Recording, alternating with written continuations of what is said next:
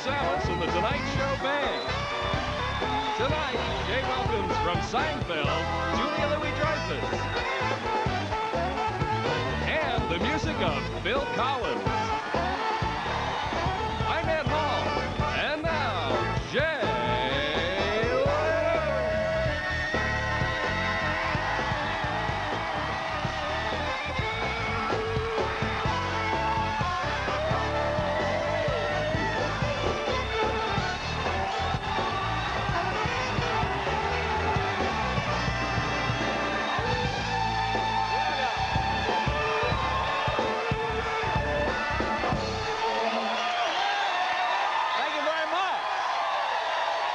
Thank you. Welcome to the Tonight Show. Nice to have you all here. Yeah.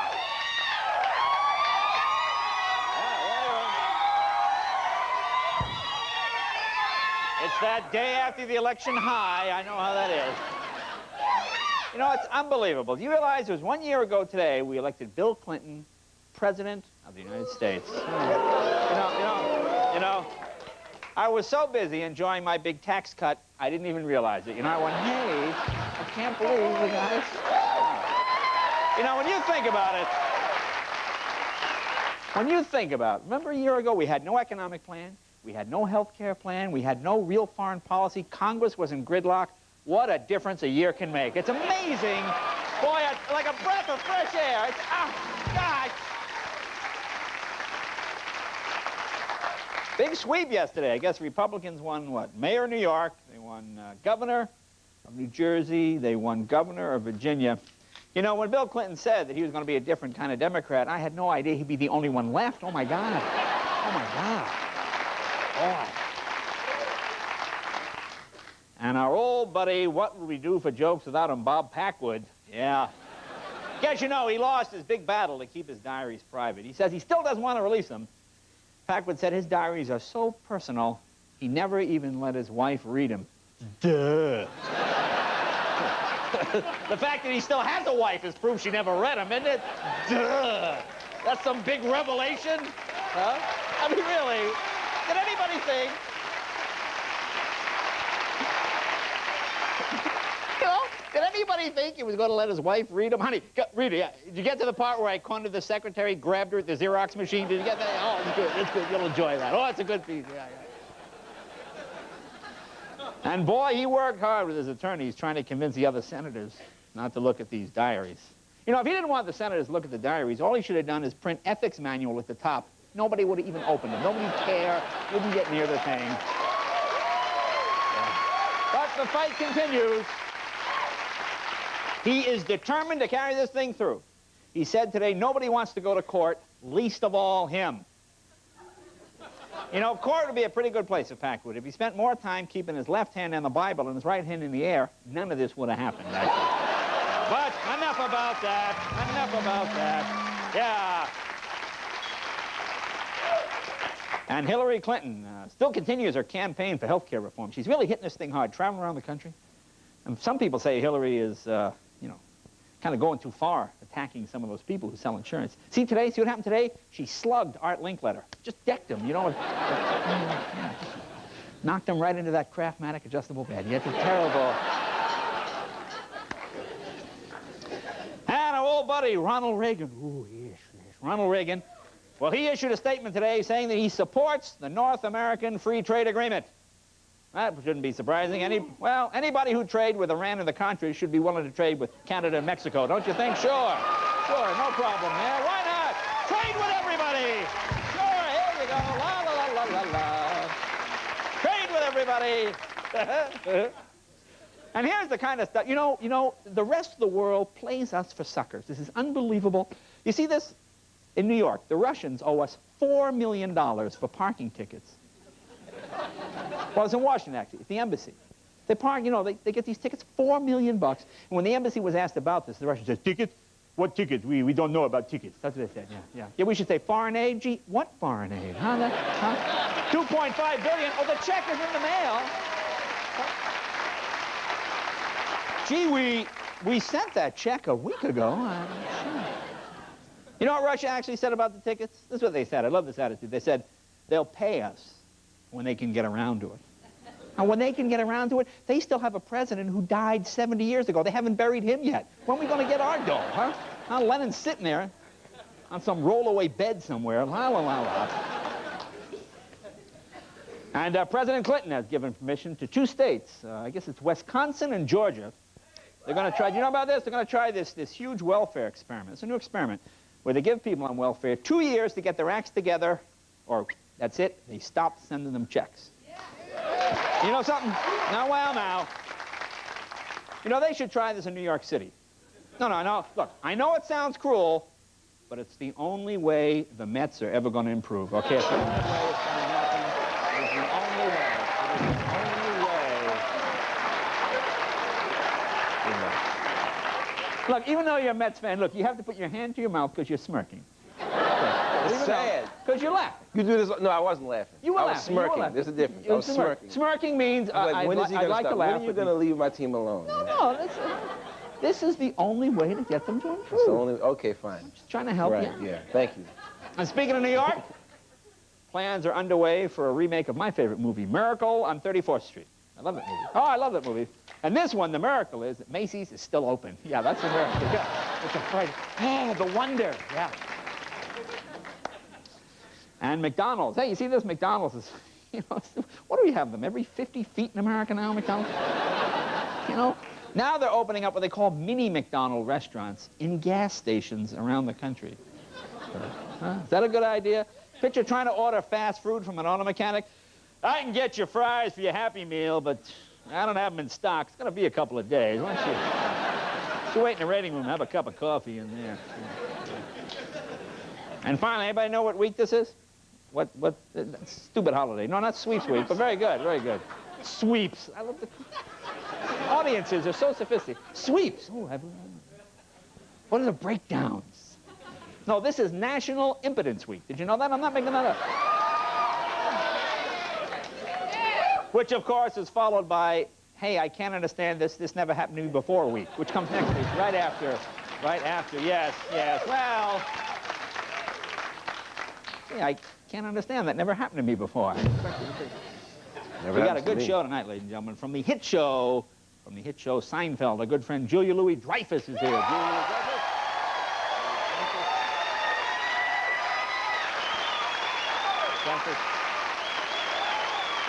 You know, I'm going to ask her that question.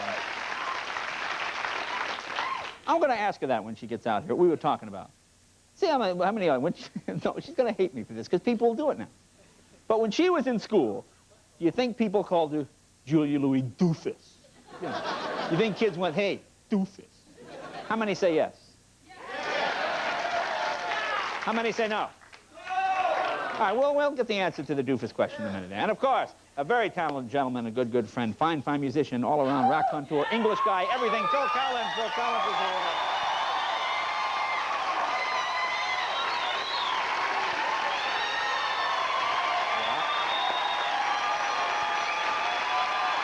Yes, now, well, we'll introduce Branford and the band later. Ladies and gentlemen, we're going to try something. Well, it's not quite, well, technically it's not midnight, but we have a new feature here on the show, Midnight Confessions, where we give people cards. They fill them out. People tonight will confess things that they have never, ever told publicly, in many cases privately, before. We'll do that right now. That's going to be our little midnight confession, little grassroots, Branford. 1, 2. My midnight confession, when I tell all the world that I love you. My midnight confession, when I tell all the world that I want you. I love you. Yeah. Now, I know you like Miles, but, gee, the grassroots, Branford. Come on. Yeah. Absolutely. All right, first confession. Brian Harrington. Where's Brian? Brian, come on out here, Brian. How are you? Nice to meet you. How are you? I guess the dry cleaner screwed up the sport coat, huh? Yeah. Where are you from? Coventry, Rhode Island. Oh, I know, in my neck of the woods. Lovely area up there. What do you do up there? I'm an attorney. Oh, what kind of law? Tax. Oh, tax law. Oh, no. He's on your side. He's on your side. You're not an IRA. You help people save money, correct? Yes. Look, he can't even... I'm trying to help you out. He goes, huh? Oh, yeah. All right, now, what is your confession. Have you ever confessed this before? No. Wow, this is unbelievable. A confession from a lawyer. Oh, man. Okay, well, fill us in. Well, when I was about 11 years old, I came across some of my mother's belongings. I was rummaging through, and I found this picture of my mom's best friend from college, nude. It was a black and white photograph. A black and white photo of your mom's best friend naked. Naked. Oh, So, okay. you know, at the time, I'm 11 years old. I'm thinking, oh, I giggled a little bit, threw it away, right? Oh, okay. Put it back in the thing. I That's not so bad. got to be about 16 years old, and, you know, the hormones start raging. No, wait. You just said at age 11 you threw the photo away. So you apparently went back into the trash at age 16. Yeah, well, it was a trashy area. Oh, okay. So what did you? You dug the photo out? I dug the photo out, and I happened to come across, in my travels, one of the more popular men's magazines that have, like, one of these amateur photo contest things. And what magazine was it? Hustler.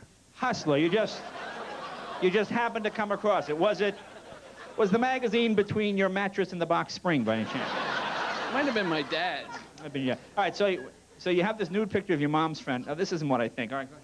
Well, so I figure it's an amateur contest. I send the picture in saying, this You is sent my your mom- girlfriend. Man, you sent your mom's friend's picture in? Right. Did they publish it? No. Now, they wanted to publish something. They sent me a letter saying that this is a black and white photograph. We can't publish this. We want something in color. Can we come send a photographer down and take a good picture? So, What did you do? well, I thought about it for a while. Then I decided, well, you know, what am I going to do here? So I wrote him back saying that, you know, I didn't have permission to send a photograph in. Oh, I Sorry. see. Did you chickened out. ever tell your mom? No, sorry, Mom. So your mom is watching now, and she will find out. Well, that's certainly worth a dinner, don't you think? Okay. Here you go. Let me ask you something, sir. Now, okay. Before I give you the dinner, are you glad you confessed? Are you glad you got that off your chest? Yeah. That's the whole idea behind it. Okay, here is, dinner for four at Louise's Trattoria. Very good restaurant. I think you'll enjoy that there. Thank you, Thank you Jay. very much. Thank you. Okay, thank you. Ladies and gentlemen. Good. Boy. Where is Damien Mandela? Damien, oh, come on down here. Hi, Damien. I enjoy your 3 movies. They're very good. The Omen films, how are you? Come on down. All right. All right, let me see the little 6 on your head there. There you go. There we go. Oh, very good. Where are you from? Sydney, Australia. Oh, Sydney, Australia. Okay, Yes. what brings you here? Travels. Well, traveling would bring you here, yes. I mean, what do you do in Sydney? Nothing. You don't do anything. No. So Mom and Dad are pretty proud, I imagine. Definitely, I owe Yeah. them a lot of money. So what have you been doing? You're just traveling? Well, I spent 6 months in Europe, and I'm on my way home now. Oh, okay. So I thought I'd stop off in the States. And confess, get something off your chest? Oh, yeah. I think that's the important thing. Okay, tell us your confession. Well, see, the high school I went to was a rugby school, and I used to play soccer. Now, what do you mean? It was I mean, that's all they played was rugby? Yeah. Yeah, the rugby players got all the attention. Oh, okay. And they were all jerks. So They're all jerks. all jerks. I didn't like them. So I got out the tractor, the school tractor, and ploughed up the field. No, wait. All right, you have all these jerks. Everybody's out of step but little Johnny, essentially. This is like the portrait of a serial killer. They're all jerks. All in that school. All right, so, in a school full of jerks, which I think is pretty hard, and no one want to go through. So, and what do you mean you got the tractor? Did anybody see you? No, it was night time. So at nighttime you went and got the tractor and Just ploughed up half the field, good portion of the field. did you ever get caught? No, no, Well, I mean, did they fix it the next day? no, they couldn't use it for the rest of the season. Now what now, like the next day in school, obviously that was the talk of the school. Oh, yeah. Oh, yeah. Well, how did you keep us looking? You can't keep lying now. You can't keep it straight. Oh, it was hard. A few people sort of worked it out, my mates, they worked it Yeah. out, but they didn't say anything, thank God. So you didn't say anything, but you're glad now you're able to confess and get it off your chest. Well, so it doesn't worry me, this show doesn't go to Australia, so no one's... Yes, we do now. We do go to Australia. We do go to Australia. We have a satellite now. We do go there. Satellite. How long ago was this? 2 years ago. I'll tell you. Oh, you're all right here. Yeah, Well, I'm look, safe. perhaps a dinner will help ease the... Here's dinner for four at the Duet Restaurant and Bar. I think you'll like that. There you go. Thank you. There you go, sir. Okay, fine. We got time for one more. Where is Teresa Paz? Teresa? Oh, hi, Teresa. Come on down here. Hi, Teresa. Where are you from? Laguna Niguel. Laguna Niguel. That's a three-word. It's still there. What do you do there? I hang around with my dogs. I work at Cigna. You hang around with your dog. You work at... Train to Fullerton, and I work in Cigna. Oh, Cigna. That's the healthcare... Yeah. Oh, you'll be thrilled to see Hillary. She should be coming by pretty soon. Yeah. We'll have her over. So you have a confession for us? Yes, and my mom doesn't know about it. Oh, your mom does not know about this. She's watching, too. And she's watching tonight. Oh, this would be thrilling. But I All right. packed an overnight bag, so I don't have Okay. So this. All right. Well, tell us what your confession is. What happened? Well, she likes to eat late at night around the house. And she just kind of sits around and she takes out her top teeth and leaves them around. And they have a lot of food on them. So I have 2 dogs. And my dog Pico, I heard him underneath the table going, and he had an extra set of uppers in his mouth. And he's just enjoying Wait, it. let me see. So you look over and you notice the dog has an extra set of uppers. Set of uppers, yeah. So I got him back from him, and I kind of washed him out, and I figured, should I tell her? No, I better not. So I just kind of put it back on the shelf. And hi, Mom. Sorry. So you put it back on the shelf after the dog crunched your mom's... They were okay, just little food, that's all. Just a little I food. cleaned them, I brushed them. Oh, you brushed them, and Mom had no idea. Now, what do you think she'll say when she finds out that you gave us this confession on I got television? an overnight bag, Ma. I'll see you maybe tomorrow. So that's it. Okay. She'll calm down by then. Okay. Now, do you feel better that you've confessed? Have you? No, not really. No? Do you wish now you'd never done it? Sorry. Well, how about a dinner for 4? Oh, it's a perfect restaurant, The Lip. Dinner for 4. That's the restaurant right here. Dinner for 4 at The Lip. And there's a complimentary glass of Paladin for your mom there as well. Okay. Thanks, Therese. Thanks. Be right back. Right after this with Julia Louis.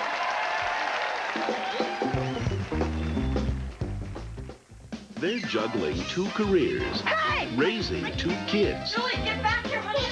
And just when they thought it was safe to go back to the bedroom... No! What? Look who's talking now. Showing. What a set of paws. John Travolta, Kirstie Alley, and the voices of Danny DeVito and Diane Keaton. What, no bubbles? Take it away. Sheesh. They like each other. Mongrel. Put a sock in it. Rated PG-13. Starts Friday. At Easy Spirit, we've made high heels that are as comfortable as sneakers. So just imagine what we can do for a casual shoe. Easy Spirit Casuals. There really is a sneaker inside every shoe. Man, when I get a cold, it's a killer cold. Sure, I take Contact. The 4-hour medication, like Actifed, it wears off too quick. Get to work in the morning, it's gone. Take Contact in the morning, it works for me. Contact helps turn sick days into work days. It's good stuff. They are the gang of all gangs. They came together in prison. They came together to protect, intimidate, control, and kill. Cold-blooded executioners who become more powerful every day. Now, for the first time, hear from the most dangerous hitman of them all and go inside the Mexican Mafia. Tomorrow at 5, only on the Channel 4 News. He'll have his grandfather's big ears and his mother's curls. He's pre-wired for a great sense of humor. And against all odds, he's full term. And while this may not be important to everyone watching, it is important to Tommy's family and to us. That's why we monitor expectant mothers from the start and give special attention to every high-risk pregnancy. Cigna Healthcare, a business of caring.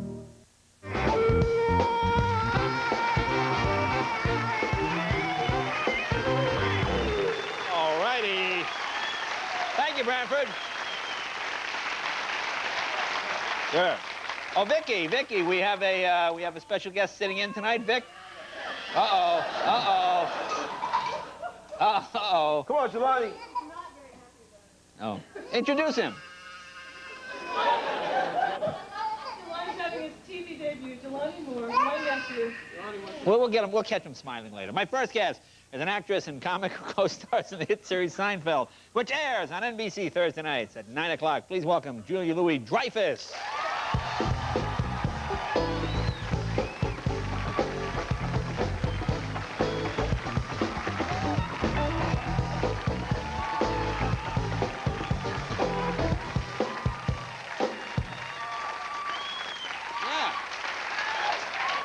know, the baby was banging on the drums during rehearsal. I said, the baby's over there playing, clanging. I said, oh, let's have him sit in with the band. Then as soon as the camera comes on, He heard Julia Louis Doofus. Doofus is on the show. No, but that sounds like the typical thing, like 8th grade. Hey, Doofus. Hey. Let me ask you a question. All right. Did anybody ever call you Jay Dunno? No, but Doofus seems like a logical jump. From, Well, apparently it seems logical to you, and I'm sure all I would my get friends... Lino. Hey, Lino. Lino? What does that Or mean? chin face. I would get that. Hey, chin face. I got Dula. I got Dula? Dula and Fuzzy, but never Doofus. No, why And fuzzy? What would be? Oh, because the hair. Oh, you have beautiful hair. It's not fuzzy. It was fuzzy back then.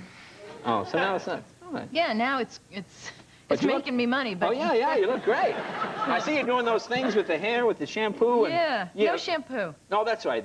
You're lucky you didn't get the tingling on one side. Oh, wouldn't that have been... Yeah, you don't need that one. You got a class when yours is classy with the hair. You want to be you ever see those ones? My head, it's tingling, and it's oh, that's. I know, with the perfect part. Yeah, the part. And the shaving cream on either side. Yeah, oh man, those are bad. That's bad. So did you have a good Halloween? Did you trick or treat? You do any of that? Oh my God, did I trick or treat? Well, I have a kid now, so. Oh, it's too young though.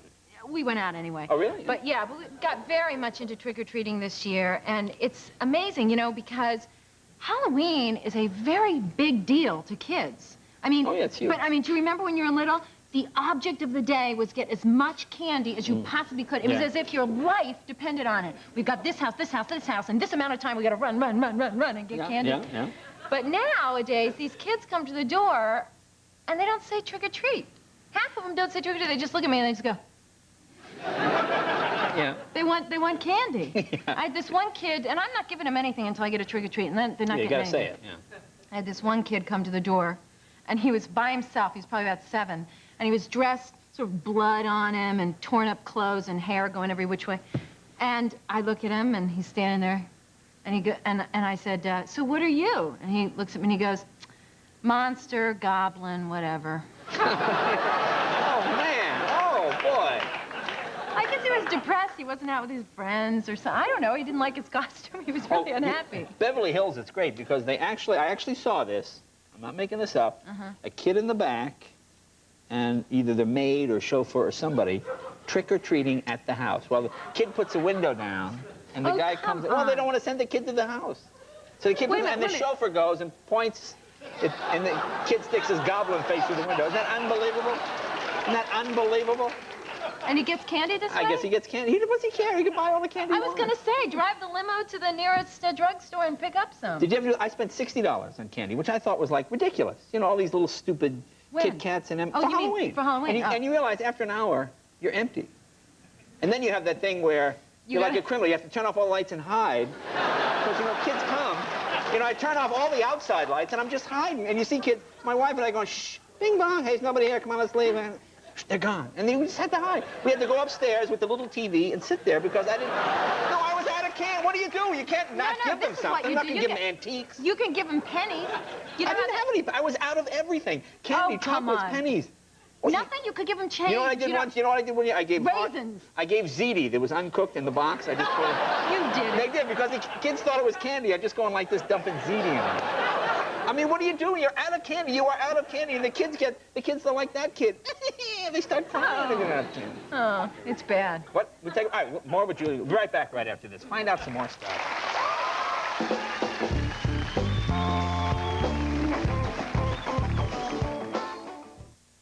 The stuff I took almost worked on this miserable head cold. Almost doesn't count. It kinda helped my chest cold. Kinda doesn't cut it. Maybe your cold medicine's not working for your kind of cold because it treats all colds the same. Introducing one that doesn't. New Bayer Select cold medicines. Powerful ingredients. So exacting. To be more on target. Each goes after specific symptoms and hits the spot. New aspirin-free Bayer Select targeted cold medicines. Exactly what's right for exactly what's wrong. It's not only tough to make a dollar these days, it's tough to keep it. I know how hard my husband works. He's always in a hurry, always on the run, always going, and he gets very dirty. My job is seeing that we keep some of the money. I bought this so-called bargain detergent, it didn't work. 2 washes in a bargain powder can't get this greasy food stain as clean as just 1 wash in Tide. If you have to wash it twice, what kind of savings is that? If it's got to be clean, it's got to be Tide. I want to do the best I can do for my family. We're a team. Wait till these people try new Cheese Whiz Squeezable. They're gonna love it. Plain old hamburger, instant cheesy burger. Told you. New Cheese Whiz Squeezable. What would you do with a Motorola pager? Okay, you got the pager number, right? Right. Okay. Just one other thing. Okay. Now, just go buy some. Let's go. Ready to go? Motorola pager gives you the peace of mind to do the things that are important to you. We're going out. The affordable portable Motorola pager. Later.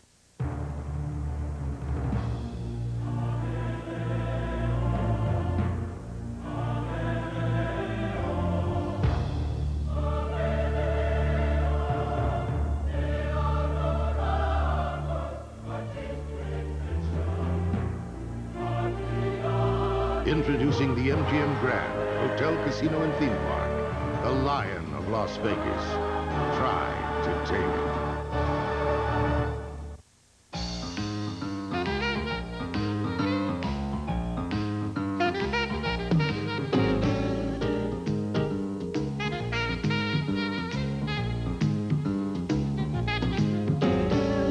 The American Impressions Collection from Ethan Allen. Just because you don't have a lot of money to throw around doesn't mean you have to live with disposable furniture. Right now, there's a sale going on at your local Ethan Allen.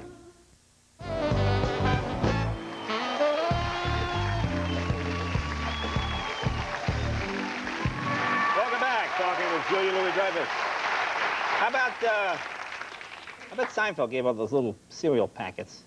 He's still doing the cereal thing, isn't he? He's always... Jerry Seinfeld is in constant search of the well-honed bowl of cereal. Well, that was always his... Because he mixes them now. Yeah, he doesn't just eat one, he mixes all of them. Which is dangerous if you're going to drive. You know, you don't want to be mixing... It's extremely dangerous, yeah. We're all worried about it. And he eats it all day long, or I should say up until about, like, I don't know, 1 or 2 o'clock in the afternoon. It's a sickness, really. Yeah, but he eats, like, the healthy ones, not the good ones. Yeah, he eats organic and fat-free and... Anything with a bad name, Muslix, you know, that kind of stuff. Yeah, exactly. Yeah.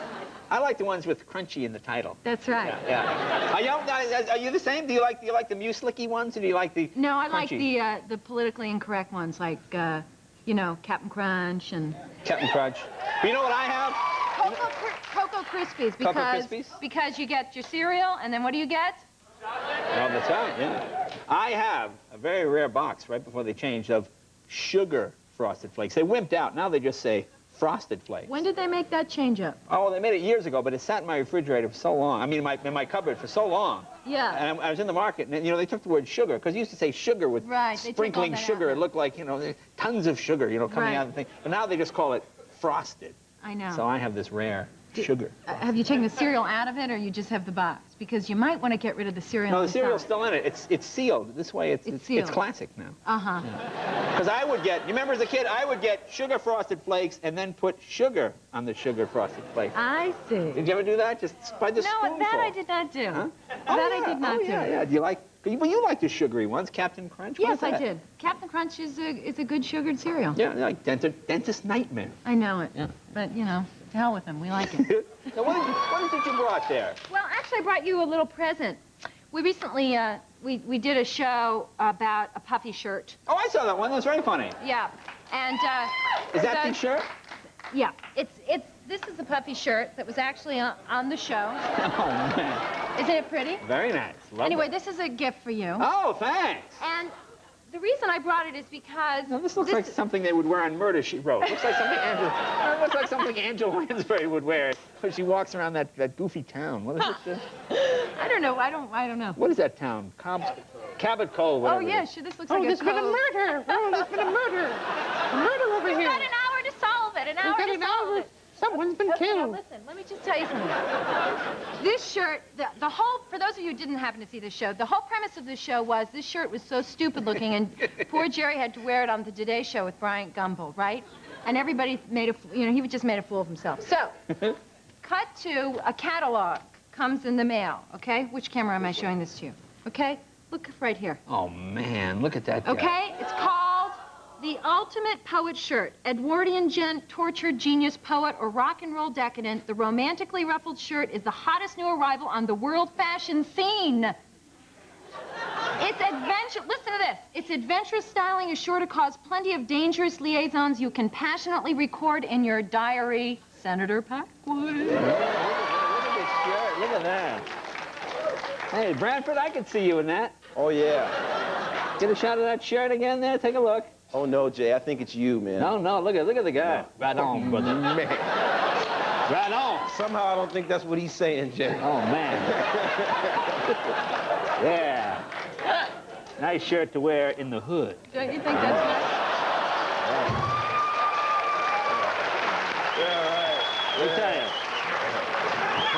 Boy, you wear this through the neighborhood, you will be a tortured poet by the end. Oh, man. Isn't that amazing? Oh, it's a direct result. You see, you have influenced fashion. I know.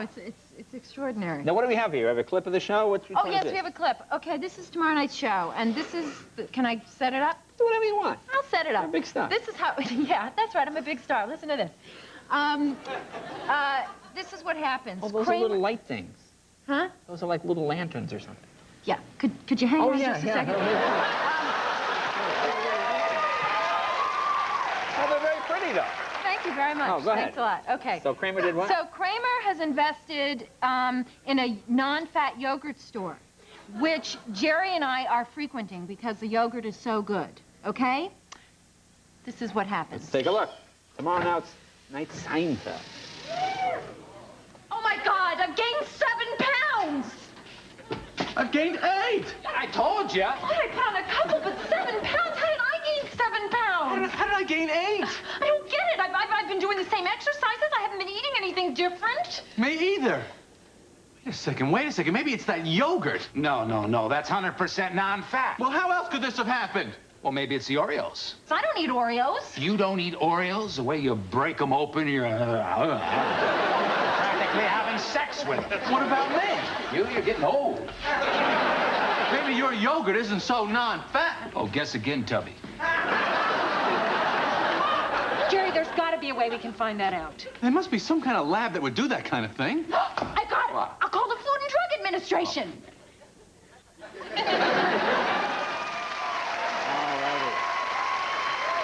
And you guys are taping right now.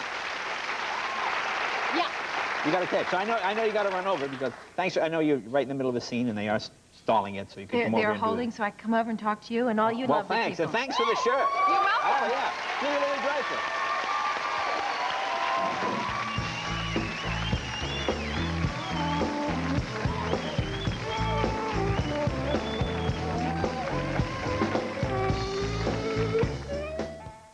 There are so many people trying to figure so many ways to rip you off now that it's very hard by yourself to counter all these things. Citibank called one night at 7 o'clock. Apparently, someone had bought 9 tickets to Vegas, gambled, and invited 9 of their best friends. That's why, having somebody watch your back is good. Citibank realized that I'd not made those charges, and it got taken care of. It just makes you feel like you have an ally out there. Just a few of the many people who rely on the security of not just Visa, Citibank Visa. What would you have if you took a taste just like White Zinfandel and added the dazzle of champagne? You'd have something even better than White Zinfandel. You'd have the delicious new taste of Eden Rock Brut Rosé, the dazzling new taste in champagne. Why fight the weather? Get to Sears. This Craftsman half-horsepower garage door opener is at a great price, and for a limited time, installation is only $70. But quantities are limited, so hurry to Sears today before you're left out in the cold. Never before have critics unanimously declared one movie so wildly imaginative, visually brilliant, technically spectacular as Tim Burton's The Nightmare Before Christmas. Sheer genius. It's a dazzling mix of fun and fright. Nothing short of astounding. Expect the impossible, raves Time magazine. Stars proclaims ABC TV, and Siskel and Ebert give 2 thumbs up. Eureka! Tim Burton's The Nightmare Before Christmas, rated PG. Now playing at a theater near you. Check newspaper for showtimes.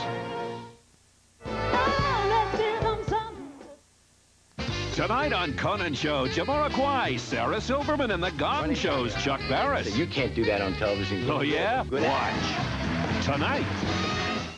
Imagine you're under arrest because your daughter turns you in. Now she testifies against you. Sorry, Daddy. Must-see TV, LA Law, NBC Thursday. We've got a fresh attitude. Our lunch is fresh each and every day. We start from scratch 'cause there's no better way. We put the taste into Mexican food. We've got a fresh attitude. At El Torito, you can taste the freshness at lunch with our fresh soft taco and Caesar salad for just $5.45. And our new grilled chicken Caesar salad, just $6.95. We've got a fresh attitude. You're extremely important to this house, Miss Kenton. Am I? A world of devoted service. I'd be lost without her. A life of unspoken longing. My friend. He has asked me to marry him. You have my warmest congratulations. From the creators of Howard's End, Academy Award winners Anthony Hopkins and Emma Thompson, The Remains of the Day, rated PG. At select theaters Friday. Back in 1915, Ford had the best-selling car in America. Of course, there wasn't much competition, but still, it was quite an accomplishment. Today, Ford still has the best-selling car in America, the Taurus. Ford also has the best-selling small car, the best-selling truck, the best-selling small truck, and the best-selling sport utility vehicle. This is getting ridiculous. Doesn't anybody else make cars anymore? The Secret Las Vegas, tomorrow at 11.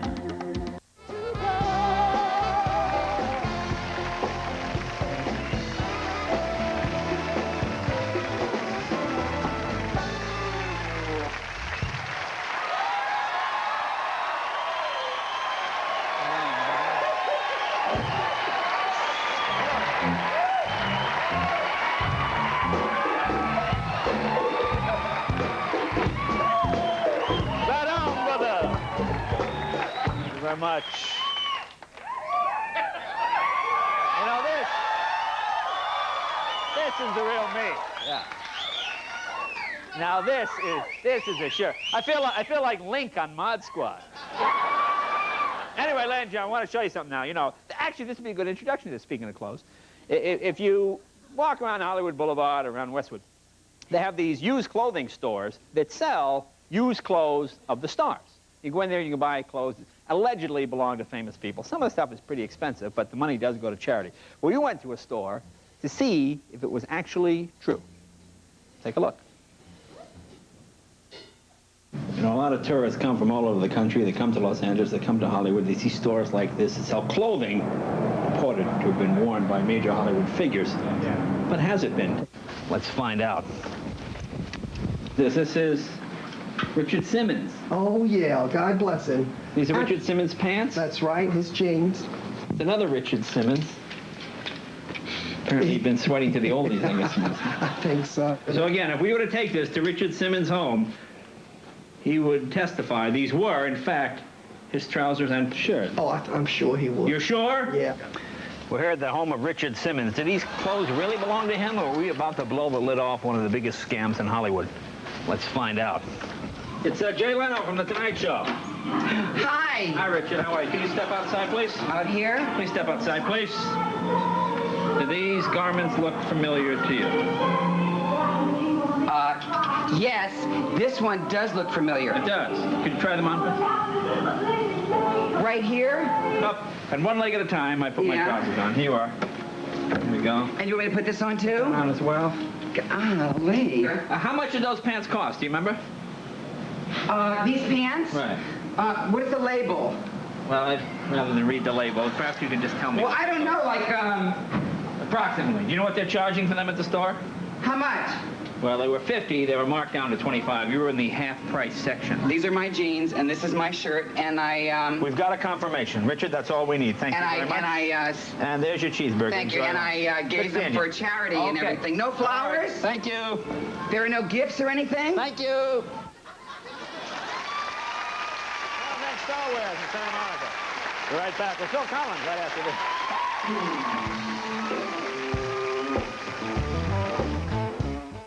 What are you doing here, buddy? You invited me to lunch. I did? Honey! Cousin Dave's here for lunch. He is? Oh, Ed. Cousin Dave, we got a little problem here. No lunch, huh? Well, we can go to Wendy's. Yes! Luckily, Wendy's has a 99-cent super value menu with delicious junior bacon cheeseburgers, chili, baked potatoes, and biggie fries. And for just $1.99, get our hamburger kids meal. We ought to have lunch here all the time. We do. We do. Wendy's, you don't pay more, you just get more. The game is Bandu. I want to Bandu. You want to Bandu. I bid to Bandu. Now try to Bandu. There's more to it than static. You each get 5 Bandu. Use them to buy pieces or refuse them. But if you use them all, we all do Bandu. It's ooh, Bandu. You love Bandu to Bandu. The game where the impossible takes shape. Bandu from Milton Bradley. I can do Bandu. This is a Goodyear Aquatread, and this is a gallon of water. Aquatread's deep groove design channels water away. At highway speeds, it moves a gallon of water every second for outstanding wet traction. Aquatread, only from Goodyear. Now, be honest, have you ever had a cat box odor problem? No, never. What? You need Fresh Step cat litter, ma'am. It releases fresheners every time your cat steps. Only Fresh Step freshens with every step. Remember the last time we came to Chili's? You got the chicken nachos. Right, they were great, and then you had the chicken fajitas. Right, I remember how much you liked them, and I had the grilled chicken. Right, with the fresh steamed vegetables. Remember our waitress? Remember what you said to her? Check, please. That's right. That was at the end of our meal. Oh man, our first trip here. Oh, I'll never forget it. It was yesterday. That's right. It was. I remember. Man, it was great. After a lifetime People in the picture, my family. of trying to forget, They were lost when I was a baby, killed. she's found the only man She'll never know. I wish I could believe that. who can make her remember. Oh my God. Maybe you don't know me. Well, I'm not so sure that's true. You brung her to me. You know how I feel about loose ends. Flesh and Bone, rated R. Starts Friday, November 5th.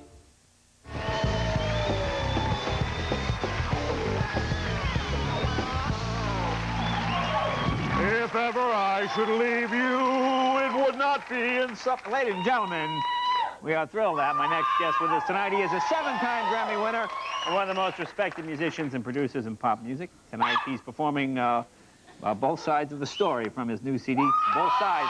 It'll be released next Tuesday. Please welcome Phil Collins.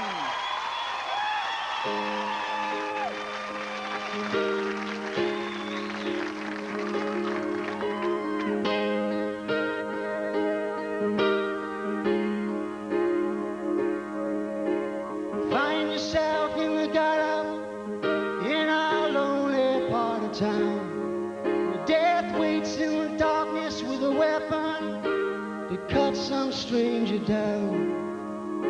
Sleeping with an empty bottle is a sad and an empty-hearted man. All he needs is a job, a little respect, so he could get out while he can. We always need to hear both sides of the story. Oh, both sides of the story.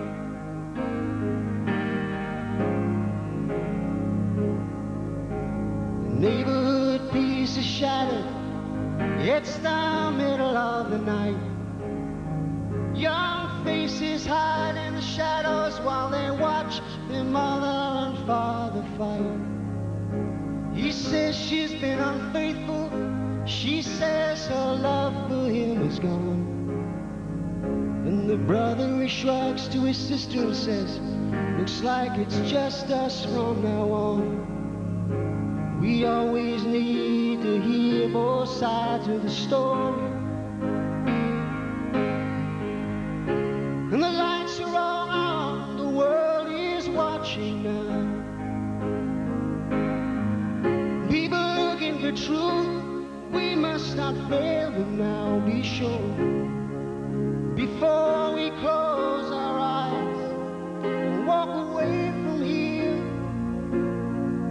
till we see both sides.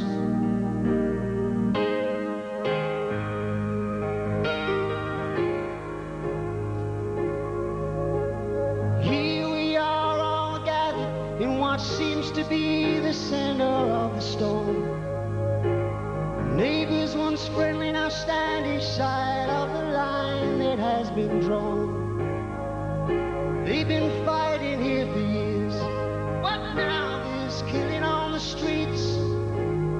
And small coffins are lined up sadly, now united in defeat. We always need to hear both sides of the story.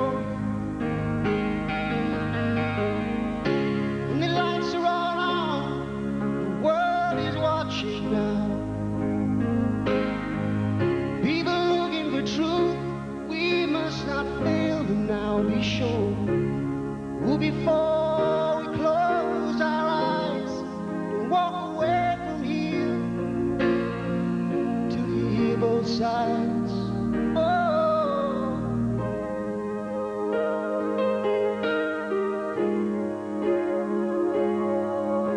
The white man turns the corner, finds himself within a different world. The ghetto kid grabs his shoulder, throws him up against the wall. He says, would you respect me if I didn't have this gun? You see, without it, I don't get it, and that's why I carry one. See, we always need to hear both sides of the story. We need to hear both sides of the story.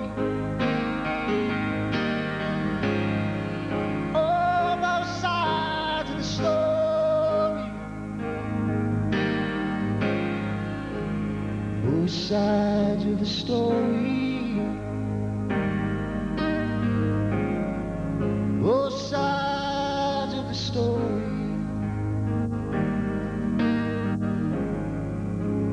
Must hear both sides of the story.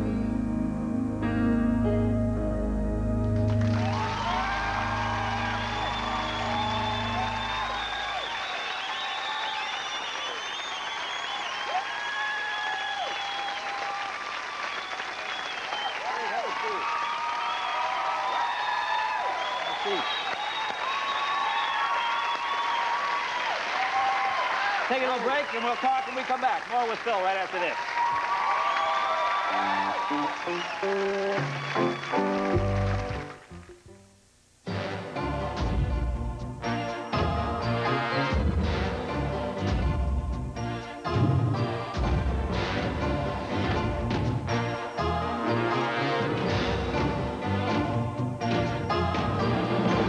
What makes all the software you want to run fall into place?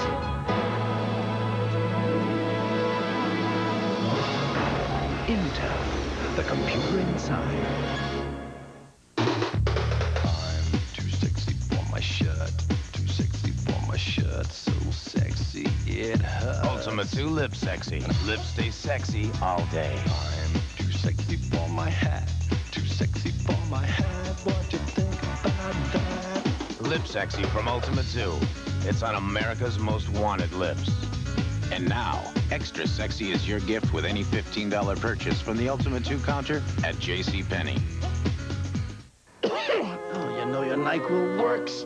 What'd you do? You tried the latest thing, so you coughed all night. Got no rest, but you can take NyQuil tonight. Vicks NyQuil, the nighttime sniffling, sneezing, coughing, aching, stuffy head fever so you can rest medicine. They had a pot of regular. You wanted decaffeinated. Try Folgers Coffee Singles, made with ground roast coffee in its own filter for one freshly brewed cup. Decaffeinated Folgers Singles, the ultimate one-cup coffee machine. The critics agree. A Home of Our Own is a must-see. This movie will reach into the hearts of people everywhere. It's gonna be beautiful. A Home of Our Own, rated PG. Starts Friday. What are Americans saying about Hershey's cookies and mint? The irresistible combination of crunchy cookie bits and lightly minted Hershey's chocolate is drawing unanimous response. It's the coolest Hershey bar so far. Talking Phil Collins.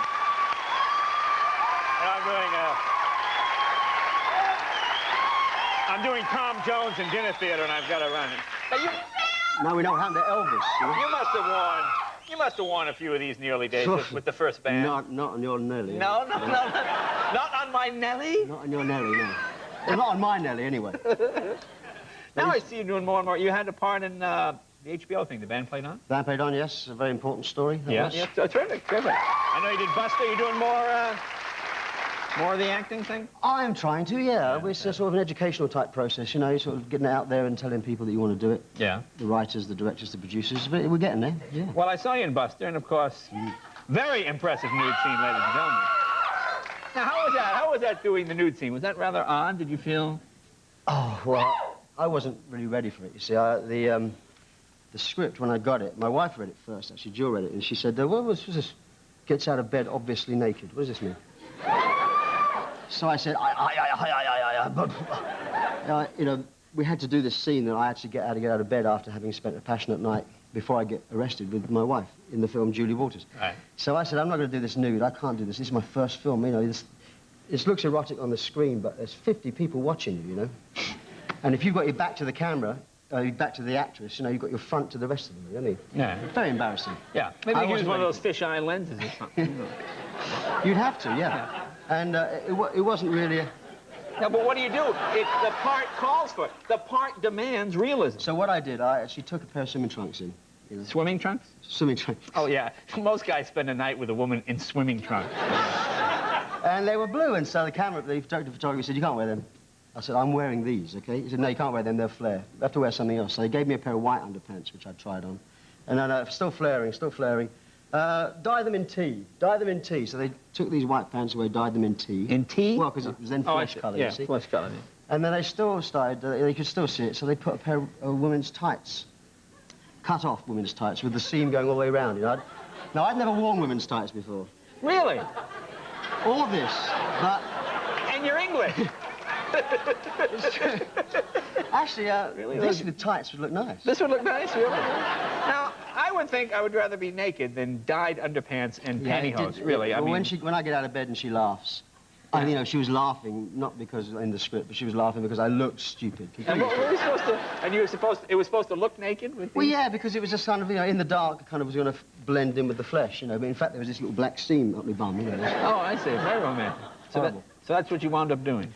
That's what I wound up doing, Jay. Now, would you do a real nude scene if it was an integral part of the story? Well, I would, but Jill said that that's out. That's out. Your wife won't? No, she won't let me have it. Well, I guess if the... She won't let me have it or do those I guess if the wife is calling the shots. That's right. It's true, but I often wonder, actually, when you see the Basic Instinct and Fatal Attraction, how they actually do that stuff. I mean... Well, you know, I've stopped the action, and I can tell you. So I freeze it frame by frame. I've tried that. I think in Basic Instinct, it was just a matter of crossing your legs, really. But you know, when you get all that raw, intense passion on film, I mean, that's kind of...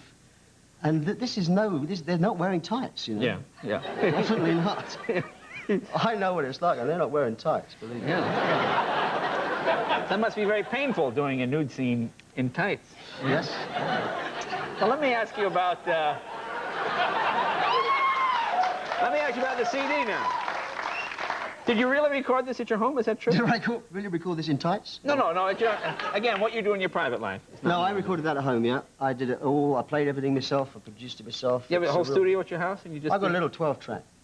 Actually, that's all it is. It's like something that I can manage myself. I don't have an engineer. Yeah. So I just, I kind of go up there and I make it up as I go along and I write the words and I really had a very enjoyable time. But see, I would have thought today with, I mean, you always hear about sort of garage bands years ago, people record things at their home in a little studio. I would think with, you know, just the way sound and CDs and everything are, you couldn't get that sort of clarity in something I was surprised. I mean, I actually took the tapes into the Genesis studio because my machine started eating them. Yeah. You know, and I thought, this is weird. I've got to get these copied, you know. Yeah. So I took them in there and I listened to it, and it was really clean. And so I thought, hey, this is great. I've done 3/4 of my album already at home. Oh, that's great. All the vocals and everything. It was really good. Now, what was going on? Your lads with you. The lads? They said, ask him about the birds. Ask about the birds.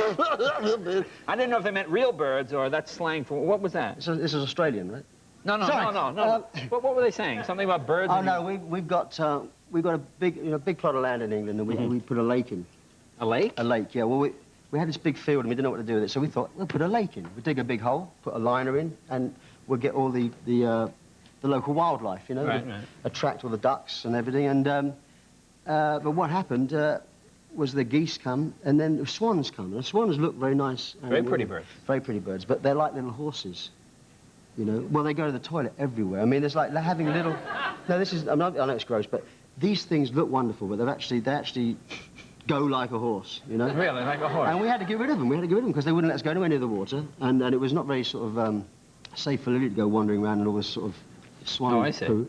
So we got the people to take them away, and then they came back the next day. Oh, they just... Now they love you. You can't Homing swans. I see. Homing swans? Yeah. I'd never heard the term. No, I don't know if they are homing, but these came back 50 miles away and they came back. Oh, there you go. That was interesting, wasn't it? Yeah, anyway. Well, the CD is both sides. Very nice job. Good to have you here. Thanks again, Phil Collins.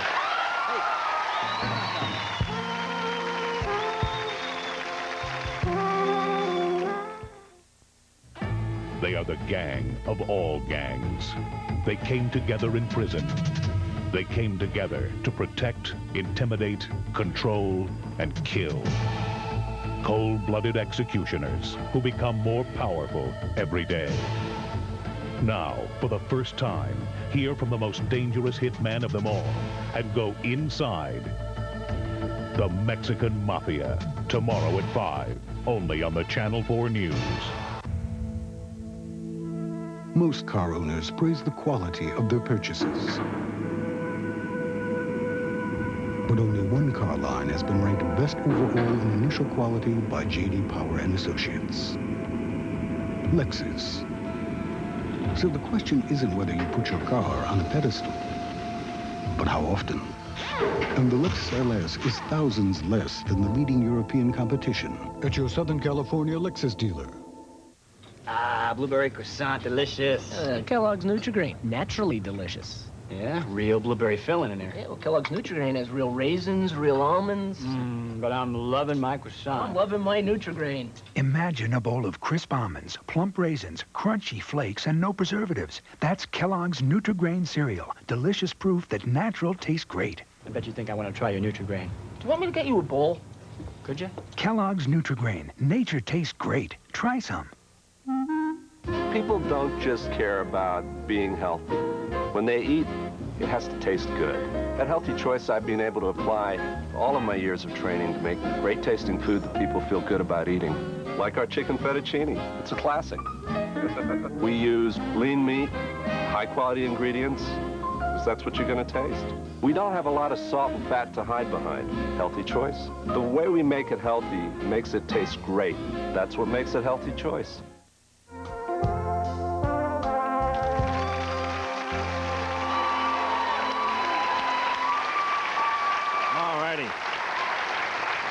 I want to thank Jelani for sitting in with the band. He's back in his crib asleep there, apparently. So didn't work out quite as well, but finally we got him cheered up. Temperamental musicians. Phil, terrific CD. Both sides goes on sale Tuesday, eh? I think so, yes. Tuesday. Yep. And, of course, Julia Louis-Dreyfus, thanks for stopping by. Her show is on tomorrow night, and tomorrow we will have James Caan from Seinfeld, Wayne Knight, and the music of Cyndi Lauper. So see you tomorrow night, folks. Thanks for watching. Bye-bye.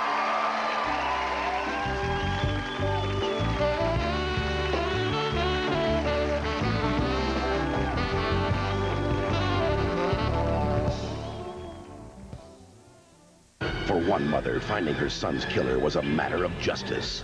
For the critics who've seen this movie, it was emotionally powerful television.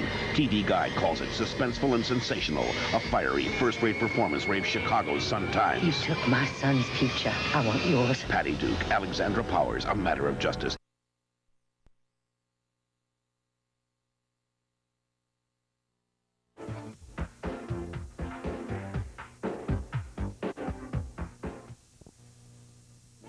You are about to witness the dawning of the stern age in American literature. You'll see the world pay homage to the king of all media, and you'll be escorted into the Stern's ancestral home. It's a journey of classical proportions with Howard Stern on tour.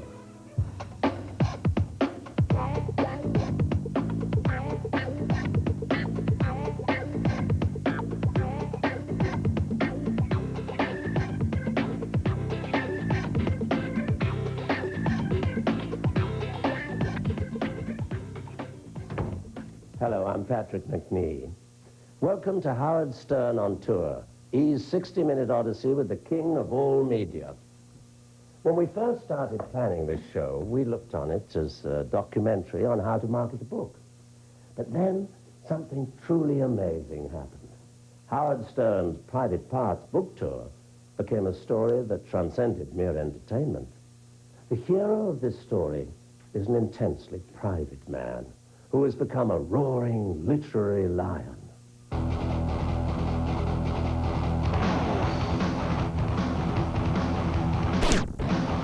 It happens once in a lifetime. A performer comes along who has the ability to dominate the entire spectrum. How is it that one visionary can excite radio audiences and television audiences and have time to be a great humanitarian? I want to thank you for Yeah. the phone calls, for the advice, and just for the inspiration. Well, you know you can always call on me. All while writing the #1 book in the country. I'll tell you, people are really responding to the book. It hardly seems fair that one man has amassed so many gifts. No one, not Ernest Hemingway, not Herman Melville, not even the great storyteller Mark Twain, has been able to equal the triple threat that is Howard Stern. Howard Stern's Private Parts has sold at a faster rate than any book in the 70-year history of the publishing house Simon & Schuster. It's good, clean American literature. The sensation surrounding the book has projected Howard's image into every aspect of American life. This show celebrates not just a career, not just a man, but a phenomenon, an American original. Hemingway, Melville, Twain. Howard Stern is in impressive company. But to be honest, one must admit none of those writers had the staggering cultural impact of Stern. And none of them had their journey to the top of the literary world recorded on videotape. But like any journey with Howard Stern, this one must begin at the fountain of free expression that is his radio show.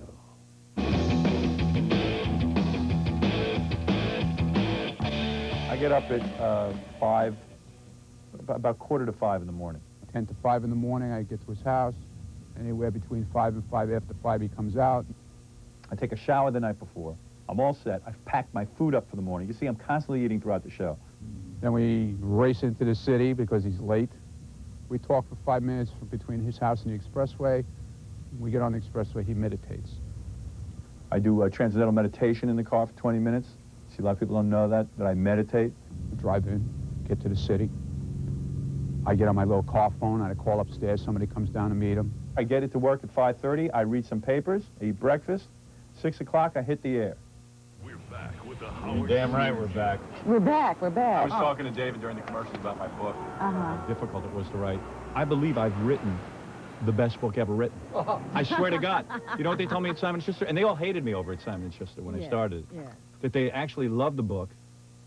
And that, I mean, I think this is the finest book ever written. Especially it's about a you. substantial It's the best book. book about you, probably. No, not about me. It's a, just a substantial It's the book best book ever. You're I talking think about- it is He's the... not You're talking about qualifying, For Whom the David. Bell Tolls, you're talking about The Great Gatsby. I mean, you're All talking... of those. Oh, yeah, well, I would I'm think telling so. you. I mean, I'm telling you, it's I a mean, really, yeah, it's I a would really think- good book. It's Yeah. the best book ever. Why do you Yeah. want him to qualify? You will like laugh. Tolstoy You will that much. laugh your ass off. You will laugh your ass off. Yeah.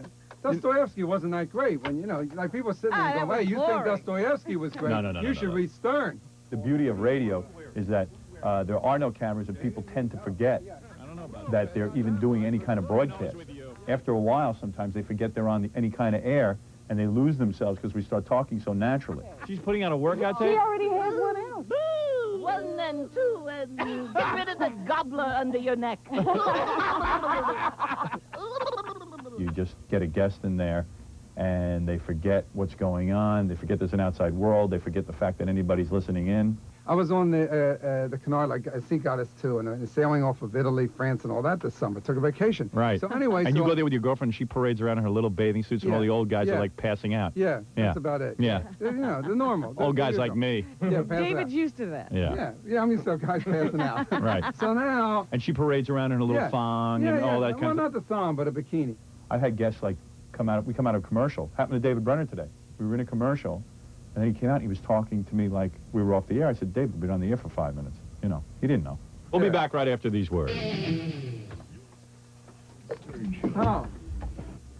Man, I gotta tell you, man? it's friggin' hot in here, man. You look great. Thanks, thanks. When's the book Lost a little weight. I feel that this radio show is a reflection of real life. Don't people talk about just about everything in real life? You may not talk about it in every situation, but I sort of look at this as our private conversation that millions of people get to listen in on. Over in the other booth is Robin Quivers, far, far away, so she can prepare news. Howard and I started working this way in Washington. We had 2 separate studios. And now that I don't go away from the show at any time, that I'm constantly there, the only way I could possibly go through newspapers and filter through wire copy is if I have my own workspace. So it would be absolutely impossible for me to be in the studio and make the same mess that I work in here. So that's why we work in 2 separate places. Here's Gary relating one-on-one with me after the show, and Jackie will listen in, so in case he has something to add. Okay, The floor is yours, Gary. Here's your food right there. Thank you. First of all, I have a meeting Wednesday at 12:30. Howard Stern as a boss is great. I mean, he loves to ride me, but he's also, you know, he rides me like a horse. But no, but he really is good to me. He's good to me in ways off the air that he probably wouldn't want me to tell anybody or nobody would believe. But when push comes to shove, he's really one of my biggest supporters, one of my biggest fans, and I think he's great. Hey, let me show him around the office. Hold on to that thought, Gary. Just don't go anywhere. No problem. Here is our John Nagy. John Nagy. Remember, he was the original guy who taught me how to draw. And this is a wall. If you see over here, you got some camera equipment, but against the wall are drawings we do of Gary and our old producer, Dan Foreman. Just different cartoon drawings whenever we get in the mood. That's Jackie and Fred draw those with me. Hold on, here's one. Jackie is very proud of this one he drew. It's with the rolling eyes. Move and see his ears wiggle. Howard is probably one of the most unique individuals that you will ever meet on the face of this planet. As a boss? As a boss, Howard is great, except, of course, when you're sitting there in the hot seat and everybody's on the attack. Hey, I just got back from Cleveland. I really killed.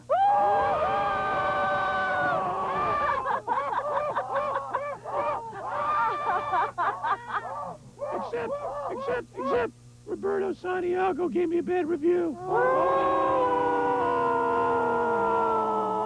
Howard's a great guy, really is. He's always cool with me. I'm quitting on Monday. No. Just kidding.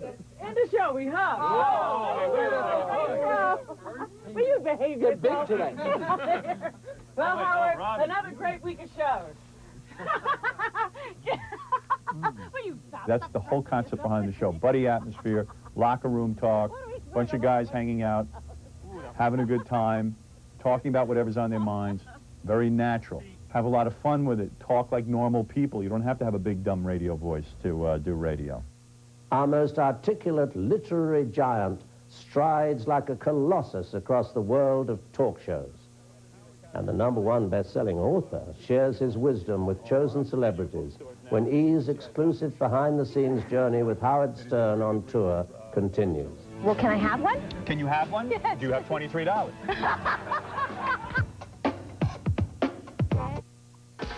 Has Michael turned in his dancing shoes for good?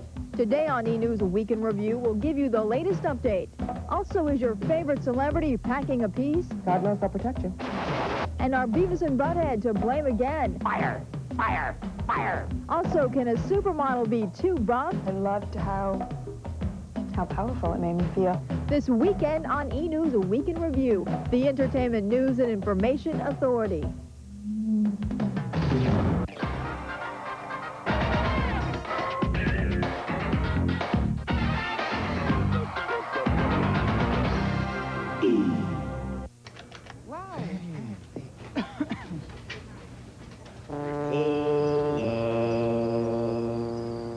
Organically grown herbs blended with natural ingredients. Ricola, natural herb cough drops from Switzerland.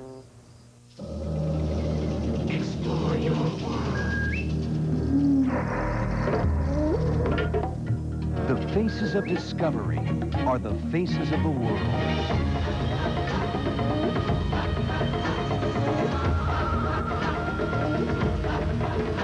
When you set your sights on the fascination of real-world entertainment, find yourself here. The Discovery Channel. Explore your world. Years ago, I took Tylenol for tough headaches, but sometimes it didn't get rid of all the pain. Back then, my doctor prescribed some medicine that really helped. The same medicine I can get in non-prescription strength, in Advil. For my tough headaches, 2 Advil work better than 2 Tylenol gel caps. Nowadays, when a tough headache starts, I take what works better for me, Advil. Maybe you do get smarter with age. And for a cold, try Advil Cold and Sinus, advanced formula for the cold season. The Remains of the Day is more than one of the best films of the year. Anthony Hopkins' performance is one of the greatest acting achievements ever captured on film. The Remains of the Day, rated PG, at theaters now.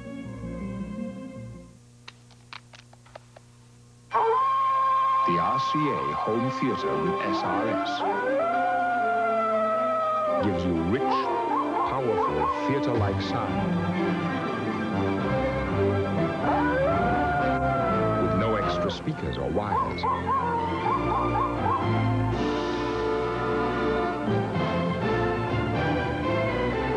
When there's one in the neighborhood, you'll know it.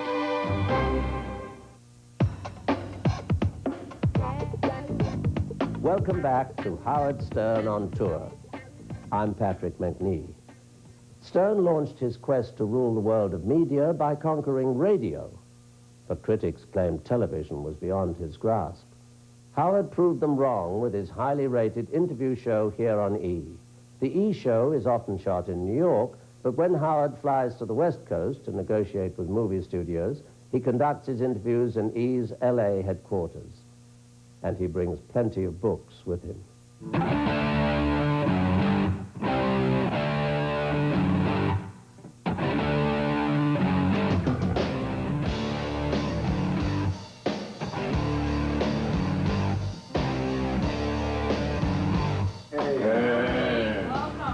Okay, let's get to work. Wait till you see me after. I'll be like the Brett girl. Every genius is meticulous in their preparation. Howard perceives the essence of a celebrity before the interview begins. How prepared are you if I get into the weight discussion in the first segment? Like, are those tapes pretty much at your... Yeah, I need a few seconds to get it cued because this is a little further in the tape, but it's not... I find this interesting, and I would... Everyone at E! Who works closely with Stern is aware of how much of himself he gave to create his literary masterpiece, Private Parts. Oh, that is funny. It's a mock-up. I don't even know that this is going to be the final thing. Is that, you have 2 or more? No, you can rotate them out. But obviously, So you're going want to them put them back. and then take them back? Okay. Exactly.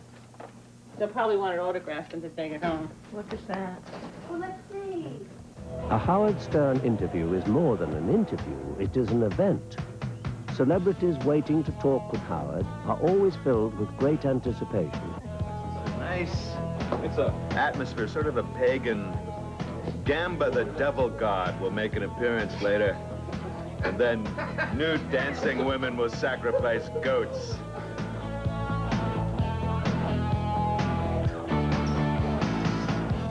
God, why do I feel like I'm about to be hung?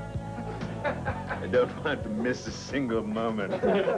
When the moment arrives, Howard enters his domain with the regal authority of a Shakespearean hero. 10 seconds. It's good to see you. Here we go. Stand by. 5 seconds. 4, 3, 2. Roll 7. Hand up on the sound. Stand by camera 2 with your move. Stand by their mic. Stand by applause and John.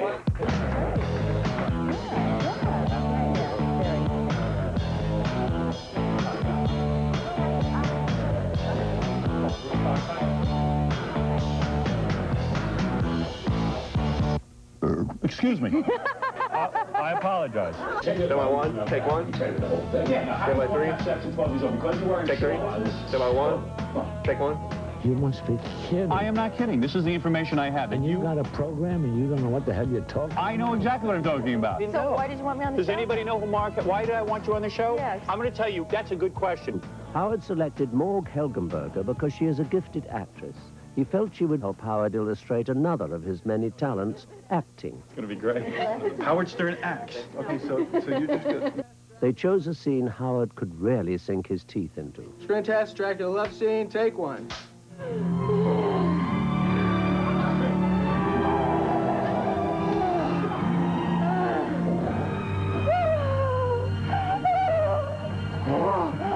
Amina! Allah, drink and join me in eternal love.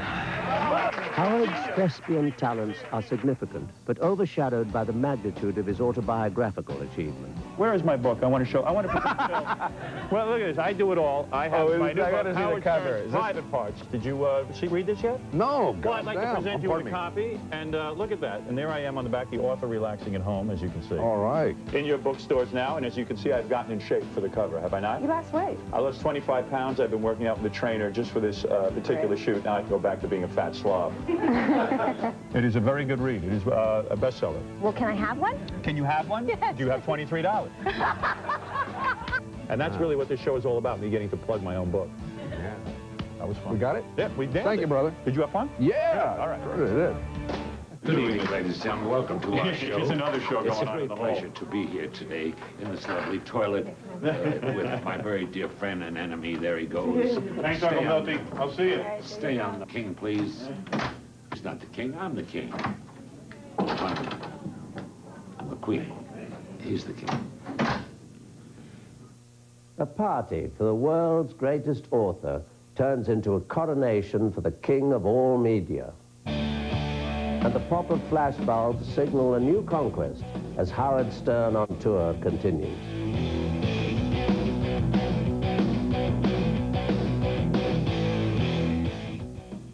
This Sunday on the Howard Stern interview, Willie Nelson. Dedicate this song to all the girls I've loved before. Here I go. To all the girls I once caressed, and may I say, I held the best. Howard interviews Willie Nelson this Sunday on the Howard Stern interview, 10 Eastern and Pacific, only on Hello again, I'm Patrick McNee with E's Howard Stern on tour. As the magnitude of Howard's writing accomplishment became apparent, he became the darling of the media. They realized what some of us had known all along, that whatever Howard touches turns to gold. We are about to join the gifted one behind the scenes posing for several magazine covers. But first, we'll see him working with Gotham City's most glamorous beauties to provide enticing introductions for each chapter in his book.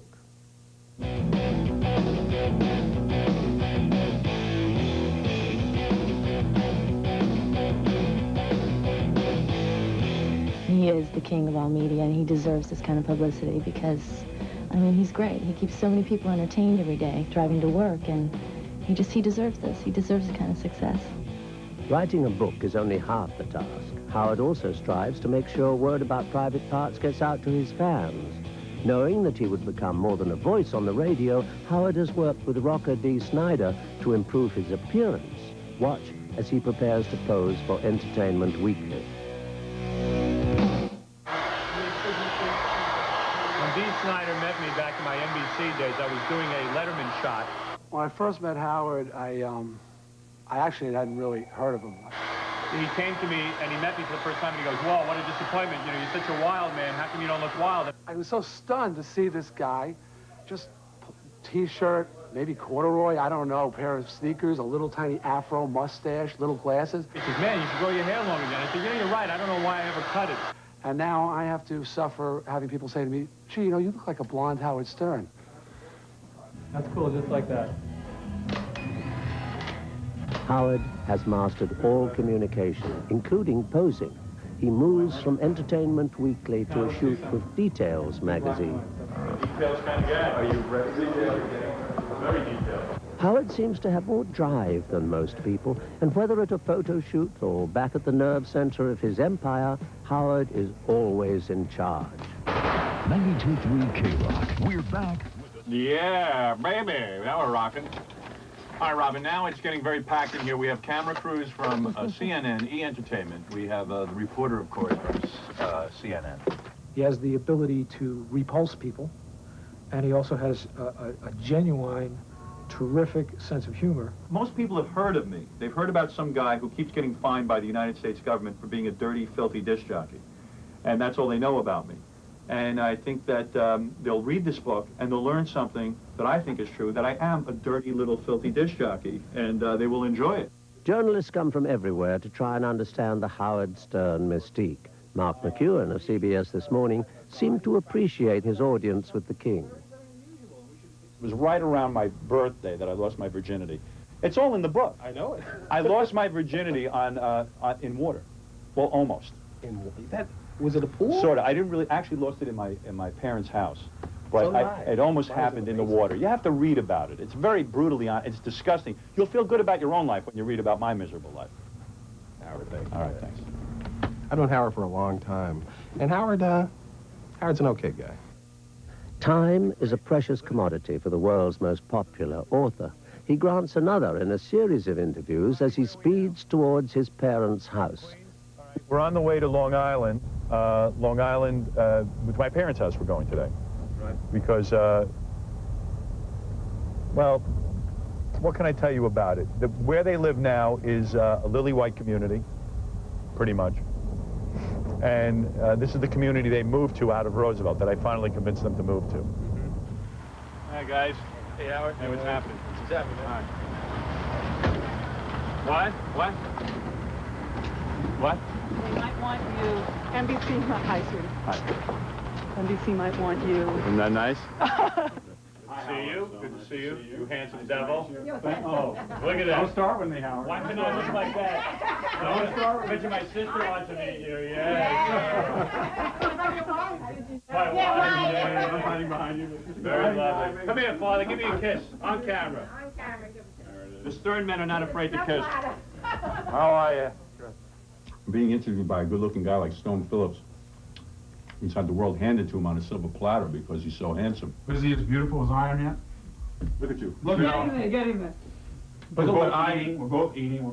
Look what I have to go through to look halfway as good as you. Here we are. All right. So many cameras. We didn't wait for you, Howard. We had such a beautiful meal. Howard, you're interrupting our good meal. Wow, this is great. I will unabashedly say that I enjoy listening to Howard. I think he's incredibly funny. I think he's very personable and engaging, and I like him. There is so much to know about this creative genius and so little time. Howard graciously agrees to continue the interview on another day. We're at Radio Waves. We're going to do an interview with Stone Phillips. I've only talked to him for 100 hours. No, 100 more. No, 100 more. And the story already, I can tell you exactly what it's going to be. It's just going to be about the FCC. The demand for autographed books never stops. Autographed copies have been resold for thousands of dollars. Good Tim, don't ruin me. Thanks, man. This is it. Parting is such sweet sorrow. But we got to do it. I hope we will cross paths. Yeah, I hope so, too. That was fun. Thanks. Thanks a lot, Stone. I enjoyed it. You'll meet the creators of this multifaceted genius. And America's hero will exchange verbal slings and arrows with other media icons when we rejoin our exclusive behind-the-scenes journey with Howard Stern on tour. Is this your Thanksgiving? Go! I'm under a dishwasher. What should you want me to wash dishes for? And he ought to be castrated with a hot buttered knife. Why should I, number one, take my clothes off to feed your fat mouth? She has a prissy, snotty, bitchin' attitude. A hot buttered knife. He can pee and poop at the same time. I'd rather have him having sex with him than another woman. All right, that's it, folks. Dysfunctional Families in the Talk Soup Thanksgiving Special, Thursday 9 Eastern, 8 Pacific, only on E! You're watching E! Entertainment Television. Your parents told you to do it. Your teachers begged you to do it. Your boss ordered you to do it. And now, we dare you to do it. Dare to compare Panasonic portable audio gear to the other guys and decide for yourself. Because the way to choose great sound is to shut up and listen. Make me tell you again. Panasonic sound. Dare to compare. Through the years, the mothers of America have had a kind of medical training. Next. They've learned from countless doctors and pharmacists that the way to take care of a cough is with Robitussin. And now at home, the mothers of America are putting this advice to work. Next. Robitussin, recommended by Dr. Mom. Which Robitussin is right for you? Ask your doctor or pharmacist. And for your little patient, try Robitussin Pediatric Cough and Cold Formulas. On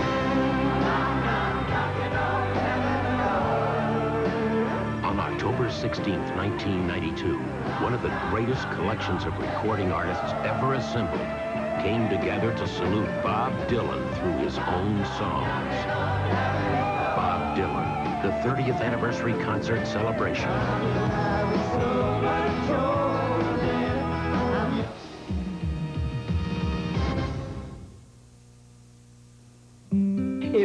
It was right after the kids were born. My skin got red, irritated. It was dry. That's when you started using Vaseline Intensive Care? Yes. I don't know how it works, but it works great. Think about it like this. Watch. Nothing's happening. The lotion doesn't dissolve right away. Its moisturizers are absorbed into your dry skin to help it form a better barrier. Against what?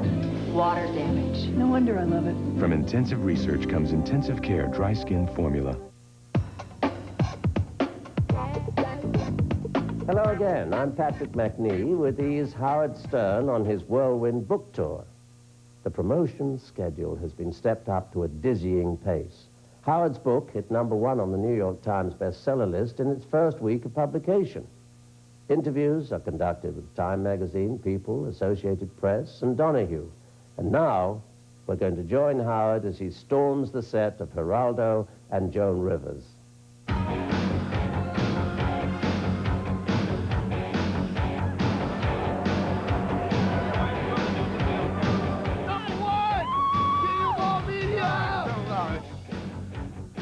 Geraldo makes Howard feel at home on his show by booking some of his favorite characters, such as Amy Lynn, Tempest, and others. Let's try to keep it clear back here. Stand by, Howard.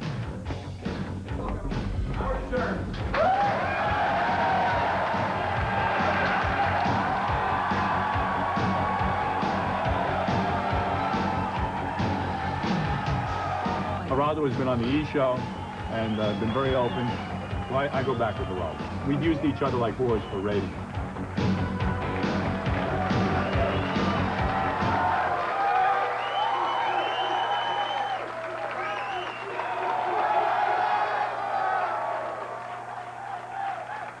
I met Howard June of '90 when I was cover girl in Centerfold for Penthouse. I was going on the show to promote my book with a friend of mine, Young MC, brought me on. And from there, I guess we just had some good radio. Geraldo, when is the last time you massaged a naked woman? Besides your wife? Besides my wife? Yeah. Now, Geraldo was a famous womanizer, something you've admitted to. Geraldo, you tell this is not the Donahue show.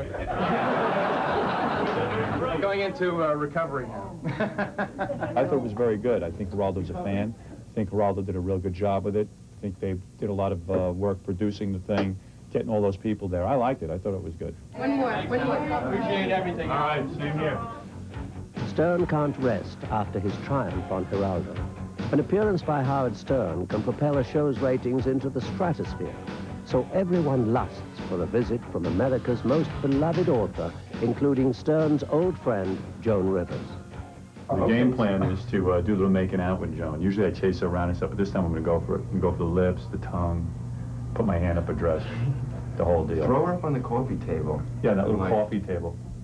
First of all, the funniest thing also I'm going to bring up is our publicity picture. Joan hasn't looked this good in 20 years.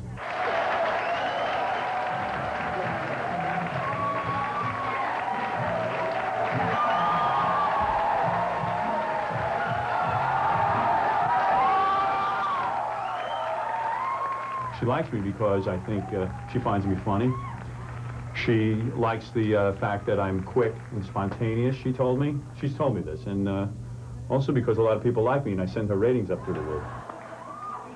How do I look on the cover of my book? Very, very, very. And you're not attracted to that?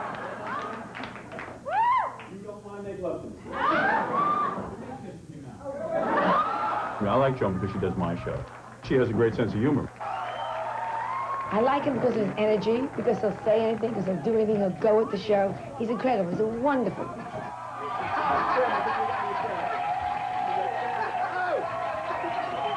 This is my girlfriend, for real. I've been dating her for years. How'd it go? How'd it go? Well, Joan... No, he's going to say it went terrible. No, I always feel Joan does the most relaxed interview. She doesn't bog you down with, like, what do you want to talk about, you know, ahead of time and this kind of thing. So it's always good for the guest. This will be a very highly rated show, there's no doubt. And Howard, is she a good kisser? You want to know something? She wasn't bad, but she really held back. She really didn't put out. And I don't see why. I don't even get why. I'll save him for the Motel 6. I happen to be the #1 best-selling author in the country. There were women dying to kiss me. I know. It started with Zsa Zsa Gabor. No, but you really do. You are put off by me. I don't care. I'm never kissing you again. I'm not going to kiss you again. That's a diary entry. Leave Joan alone. She really has to get back to her young boyfriend. Go ahead. Go back there. He's waiting in the dressing room. Thank you. Oh, look, here's Joan's dog. Hey, there it is. Beautiful. I'm going to step on its head. Bye, Joan. Goodbye, Howard. Come on, kiss me goodbye for the camera. Come on, kiss goodbye. Sure. Come on, kiss me. Goodbye, Howard. All right, baby. Goodbye. All right. Joan Rivers there. Hey. Still ahead, you'll see rare footage of the literary genius as a playful youngster, and the near riot on the streets of Manhattan when Howard does a record-breaking book signing. As of right now, 10:20 a.m., I'd say that there's approximately 3,000 to 4,000 people online already. Has Michael turned in his dancing shoes for good? Today on E! News Week in Review, we'll give you the latest update. Also, is your favorite celebrity packing a piece? God knows they'll protect you. And are Beavis and Butthead to blame again? Fire! Fire! Fire! Also, can a supermodel be too buff? I loved how powerful it made me feel. This weekend on E! News Week in Review, the entertainment news and information authority.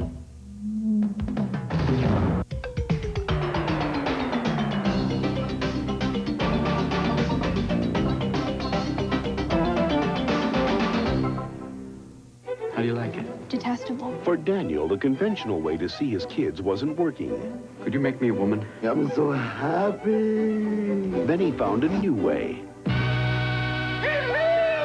To move back in on his own family. You remind me of someone. Really? Oh my God! He's a she! He's a she! He's a she! Robin Williams. Surprise. Mrs. Doubtfire. Rated PG-13. Special sneak preview tonight. Check newspapers. In this house, I have no time for colds. My husband's a doctor and can give me anything, but he recommends Dimetap Extentabs. Dimetap controls my sneezing and nasal congestion no matter how bad it gets. It's strong medicine, so strong, one tablet lets me keep going all day long. Doctors have recommended the Dimetap brand over 200 million times for their families and yours.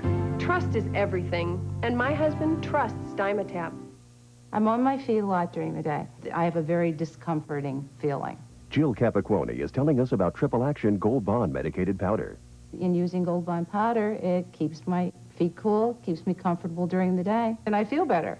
Gold Bond's Triple Action is the absorbing action of powder, the medicating action of a proven itch fighter, and the drying action of zinc oxide.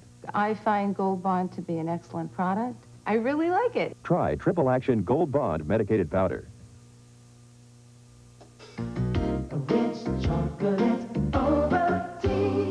I used to drink Nestle Quick until my mom told me how good Ovaltine was for me. I said, sure. But to tell you the truth, it's really good. It's really chocolatey. Rich chocolate Ovaltine is a different kind of Ovaltine with a flavor kids love, plus extra vitamins and minerals you won't find in Nestle's Quick. The best thing about rich chocolate Ovaltine is it's so good for you, you can drink it anytime you want. Rich chocolate Ovaltine. Extra delicious, extra nutritious. Welcome back to E's Howard Stern on Tour. I'm Patrick McNee. Cher is quoted on the back of Private Parts as saying, "I hate him. He's a creep." Such self-effacing humor is just the tip of the Howard Stern iceberg. Listeners, viewers, and readers weary of a party line are stimulated by Howard's honesty. He is an individual with the courage to say what he feels. That is why Stern is the king of all media. But a king is only as strong as the loyalty of his subjects, And at Stern's book signings, the world witnessed the strength of that loyalty.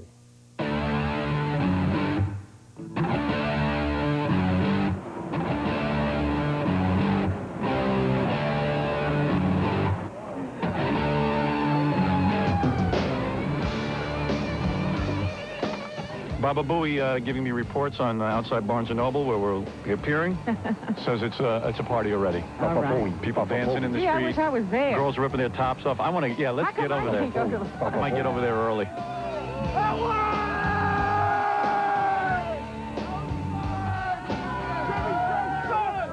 Started about 6 o'clock last night. We started to get a crowd forming. A couple of sleeping bags out there, lawn furniture, and they were pretty orderly. As of right now, 10:20 a.m., I'd say that there's approximately 3,000 to 4,000 people online already.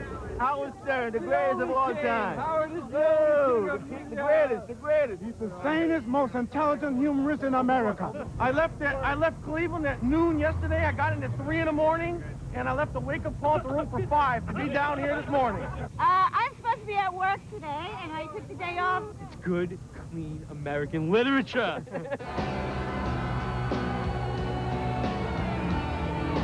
Howard Stern is a New Yorker, and New Yorkers love one of their own. But the last time the Big Apple made such a fuss was when John Lennon, Paul McCartney, George Harrison, and Ringo Starr brought their British band to Shea Stadium.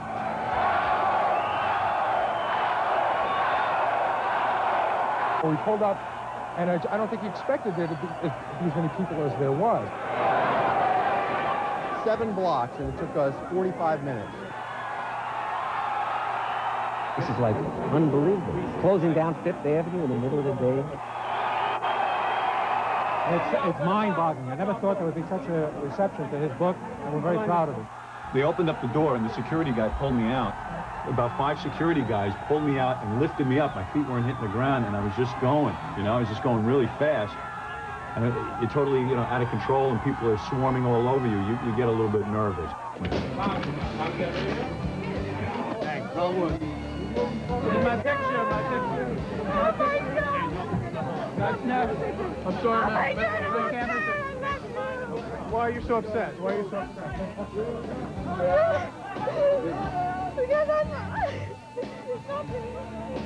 Shut up and sit down. I feel good. Seems like a lot of people really enjoy the book. Hey, thanks. They enjoy the radio show. And it feels good. Howard Stern. I love him. Bye. Believe it or not, the Stern mania Howard experienced in New York was exceeded in Philadelphia.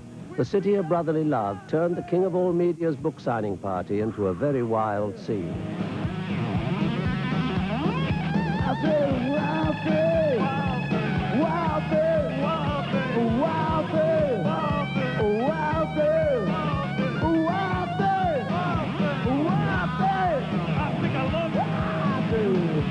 Here we go, 2, 3, 4.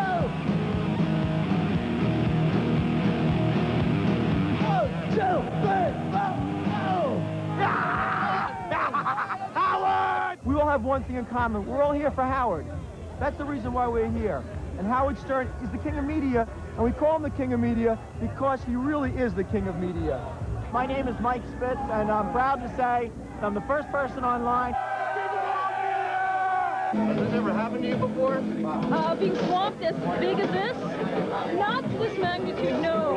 And certainly not at this store. It's like the Beatles. I feel like Ringo. I don't think anybody is a bigger Howard Stern fan than fans here in Philadelphia. We love him. I was around the corner, and they told me Howard was here signing books, so I came over. It's pandemonium. Enough on stage. Jay Leno was here. Howard just came in. So, that's the beauty of radio. You can see the pandemonium. How do you like this reception? Almost as big as the Phillies. I'll tell you something. I feel great about it. And I'll tell you, people are really responding to the book. They, when you sit in your basement, you're writing this thing, you wonder if people are going to find it funny, and everybody's responding really well to it, and they're getting a laugh a page, so I feel real good about it. And judging by the crowd, people are eating up the book, and that's great. It makes you feel real good. Philly has really embraced the show, as you know, and they've embraced the book. I mean, Whenever I come to Philly, Philly's my highest rated town. Whoa, what a rock! I want to thank Dean and the band Widowmaker for coming out today. They just volunteered their services today to come out and entertain you. When I met Howard, I was king of the world, and Howard was really just recovering from being fired from NBC. And we became very good friends, and we stayed friends.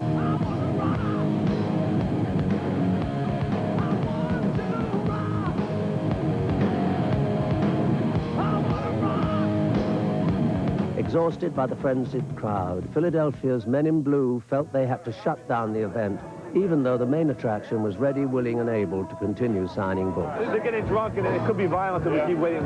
We wait too much longer, really. Yeah. It's just that it's getting late in the day, and we planned on stopping at a certain time, and this is the time we plan on stopping. And that's it. Howard Stern, thank you very much. There is no end to the talents of Howard Stern. Stay tuned for a never-seen-before virtuoso piano performance by Maestro Stern. And you'll also meet the woman who fell in love with the brilliance in Howard before he was famous.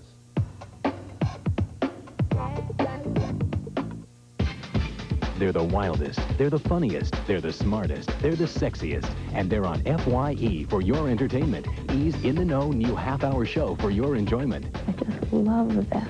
Go on location with host Michael Kastner as E celebrates all your favorite celebrities and covers the big events of the Hollywood Week. That's what this town's all about, glamour. Watch FYE every Monday at 8 Eastern and 5 Pacific. New on E, the entertainment news and information authority.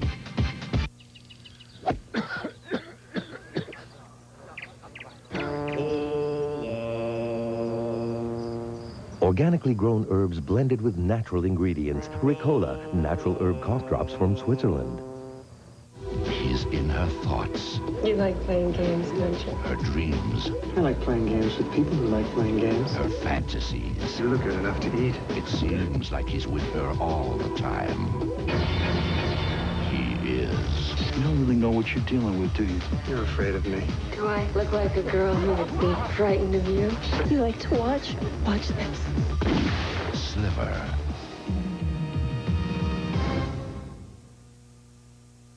She flies into icy wings 30 feet above the ground, but she won't take chances with her lips, so she takes Chapstick Medicated, triple medicated relief to soothe and prevent chapped lips. Take lip care seriously.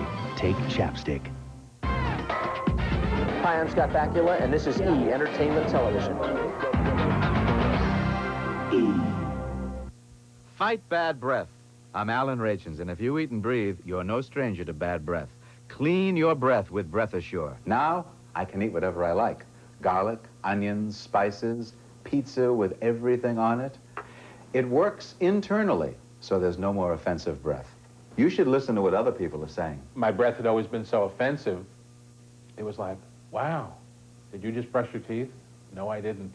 I found my miracle product. As a dentist, I recommend Breath Assure to my patients because it's important for them to have clean breath. I was eating a lot of garlic and onions. It got so bad, I couldn't sit across the desk from her, and I said, we're making the call. Banish bad breath. Be confident, be sure. Get Breath Assure.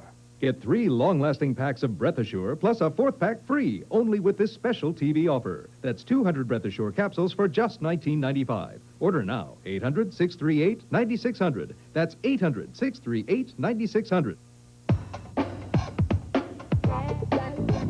I'm Patrick McNee. Welcome back to Howard Stern on Tour. In his masterpiece, Private Parts, Mr. Stern is typically frank about his life growing up. But now we have an opportunity to learn even more about how the author was nurtured, grew, and blossomed into the genius we know today. I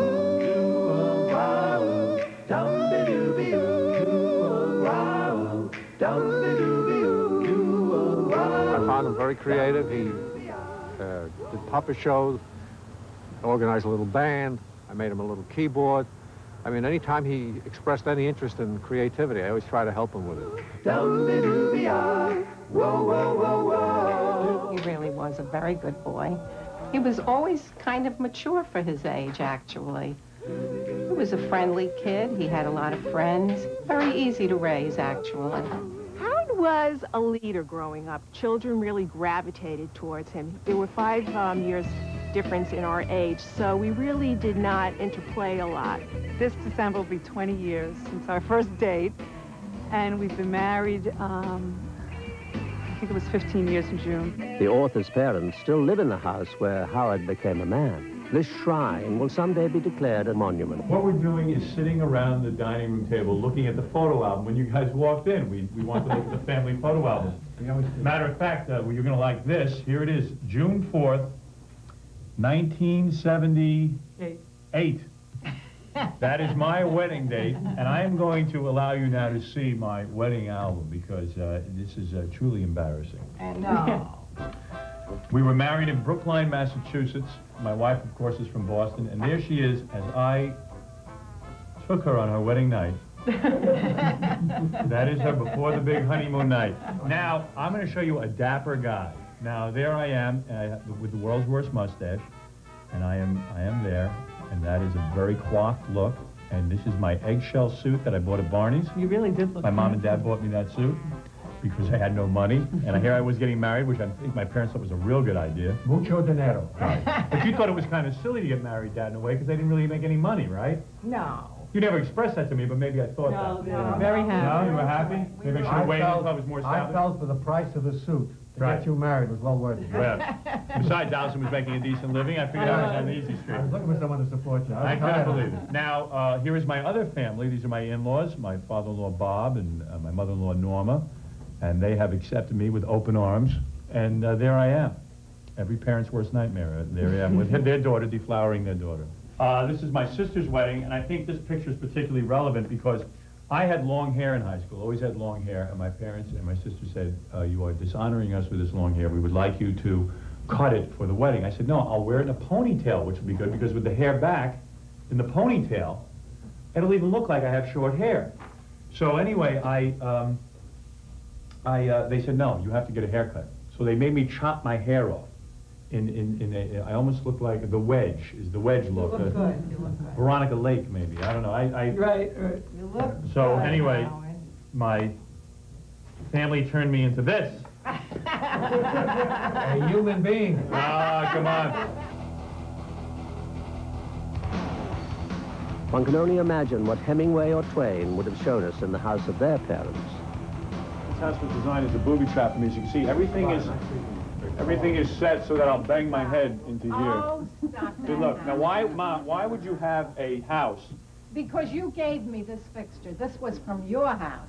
Am I generous or what? I gave this to my mother. Isn't it beautiful? It was hard to part with, to be honest with you. You should see my head from that thing. Do you bean yourself? I had a full head of hair before she put that on. Look at this. It doesn't make sense. Look at that. You think I don't hit that? Look, Howard. I don't want to hear Wow. that. I took piano lessons. Got 5 years of piano lessons. Maybe I could perform something for you in my parents' house. I call this Twilight Zone.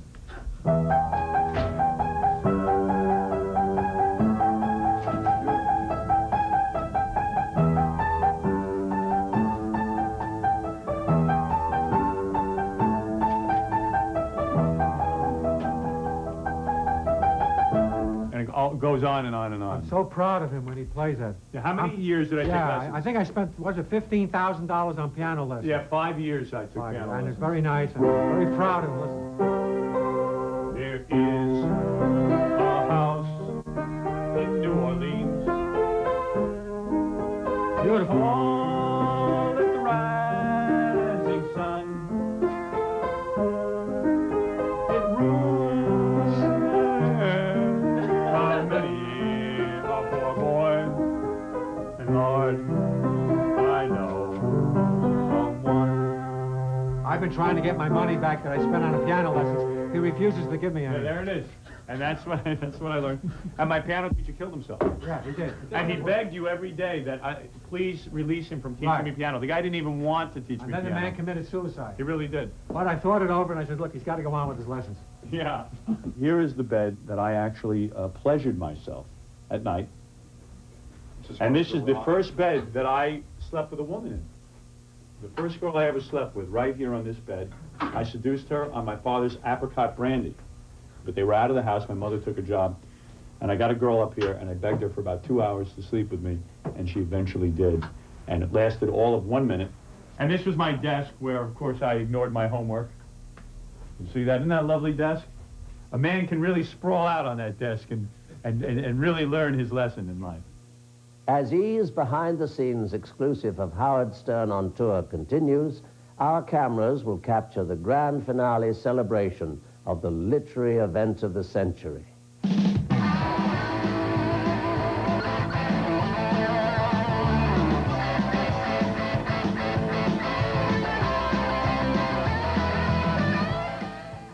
Is this your Thanksgiving? Go! I bought her a dishwasher. What she want me to wash dishes for? And he ought to be castrated with a hot buttered knife. Why should I, number one, take my clothes off to feed your fat mouth? She has a prissy, snotty, bitchin' attitude. A hot buttered knife.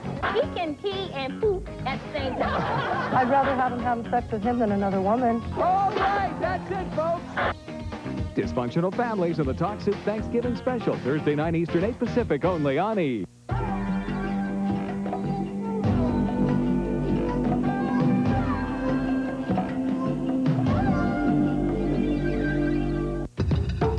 CBS TV calls A Perfect World amazing and unforgettable. We got an armed killer and an innocent boy out there. One of the best American films in years. You know, Philip, you have American right. Eat cotton candy, ride roller coasters. Masterfully directed by Clint Eastwood. This is not a penal escape situation. This happens to be a manhunt. Kevin Costner's finest performance. You're not bad, are you, Butch? Oh, yeah. A Perfect World. Rated PG-13. Starts November 24th everywhere.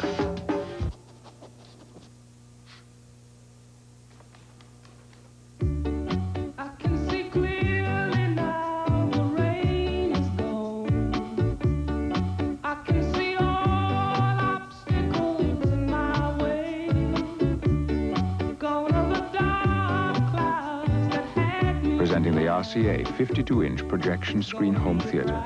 It's bigger and brighter than almost anything out there.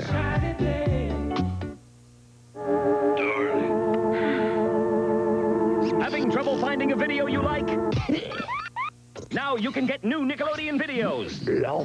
Tapes of Ren and Stimpy. Rugrats. Doug. Your favorite stuff whenever you want. New Nickelodeon videos. Pretty good, huh?